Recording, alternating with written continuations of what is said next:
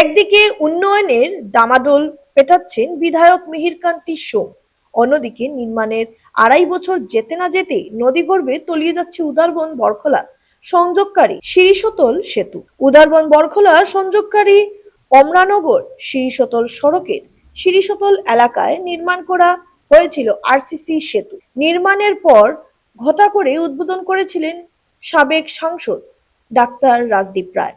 কিন্তু নির্মাণের 2.5 বছর যেতে না যেতেই সেতুর একপাশের এপ্রোচের বড় অংশ তলিয়ে গেছে ডলু নদীর গর্ভে।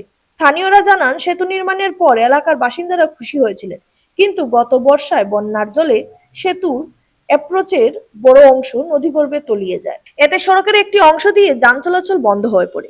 বিষয়টি একাধিকবার স্থানীয় বিধায়ক মিহিরকান্তি সোমের নজরে আনলেও কোনো লাভ হয়নি। সেতু অ্যাপ্রোচ সংস্কারের পরিবর্তনে মিলছে শুধু প্রতিশ্রুতি। শুকনো মরশুম শেষ হয়ে যাচ্ছে, কিন্তু এখন পর্যন্ত তা সংস্কারের উদ্যোগ নেননি বিধায়ক মিহিরকান্তি সোম।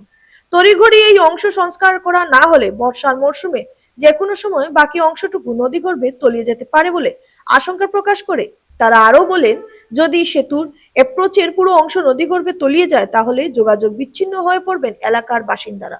বর্ষার মরশুমের আগে তলিয়ে যাওয়া অংশ সংস্কার সহ নদীতে গার্ডওয়াল নির্মাণে পদক্ষেপ নিতে রাজ্য সরকারের কাছে দাবি জানান স্থানীয়রা।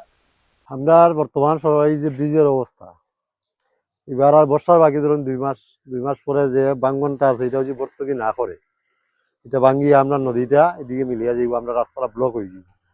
বিশেষ করে বর্তমান সরকার বা পিডব্লিউডি যেই আছে তারা কাছে আবেদন, যাতে বর্ষার আগে আপনার এই ভাঙ্গনটা ভর্তুকি করিয়া দেন, ব্রিজটা ঠিক করিয়া দেন, আমরা যাতায়াতের ব্যবস্থাটা নষ্ট হয়ে যায়। এখানে অনেক লোক আছে, প্রায় 2টা গার্ডেন, এদিকে মধুরালয় কানেকশন, এদিকে আপনার ডলু লালবাগ মহাসড়ক উদারবন শিলচা যেতে গেলে আমরা এই রুট, এটা বন্ধ হয়ে গেলে আমরা এদিকে যাতায়াতের বিশেষ অসুবিধা।